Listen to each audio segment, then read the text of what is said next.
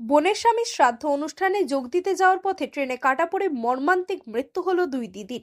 মেমারি স্টেশনে rail line পারাপারের সময় ট্রেনের ধাক্কায় মৃত্যু হয় দুজনের। মৃতদের নাম পাখি ভূঁইয়া, বয়স 40 বছর, ও ঝর্ণা ভূঁইয়া, বয়স 35 বছর। বাড়ি বাঁকুড়ার রানীবাঁধ থানার গোড়াবাড়িতে। জিআরপি সূত্রে জানা গেছে, বাঁকুড়ার গোড়াবাড়ি থেকে খন্ডানে বোনের স্বামীর শ্রাদ্ধ অনুষ্ঠানে যোগ দেওয়ার জন্য প্রথমে মশাগ্রাম স্টেশনে নামেন পাখি ও ঝর্ণা। এরপর সড়ক পথে মেমারি স্টেশনে আসেন ট্রেন ধরার জন্য। খন্ডানে যাওয়ার টিকিট কাটার পর ট্রেন ধরার জন্য লাইন পারাপারের সময় 1 নম্বর প্ল্যাটফর্মের কাছে আপ হাওড়া মালদা ইন্টারসিটি এক্সপ্রেসের ধাক্কায় মৃত্যু হয় দুজনেরই। পরে দেহগুলি উদ্ধার করে ময়নাতদন্তের জন্য বর্ধমান মেডিকেলে পাঠায় জিআরপি। ঘটনাটা হচ্ছে আমরা বাঁকুড়ার থেকে আসছিলাম। আপনারা কোথা থেকে?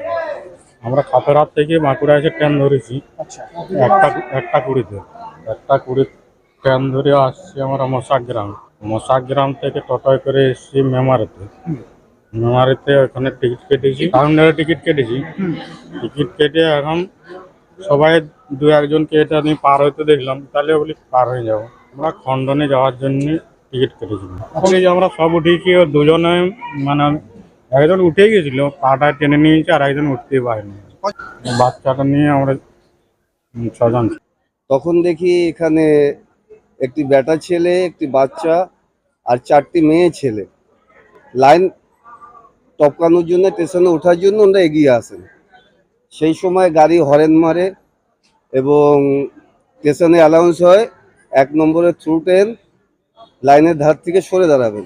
তথাপি ওরা শুনতে পেয়েছি কি না জানি না, স্টেশনের উপরে ওরা ওঠার জন্য রেডি হয়। দুজন প্রথমে একজন ওঠে, তারপরে এদিক ওদিকে তাকিয়ে দেখে যখন গাড়ি ঢুকছে, কিভাবে উঠছিল মানে লাইনে এক পা স্টেশনে দিয়ে এইভাবে উঠছিল, লাইন পারাপার হচ্ছিল।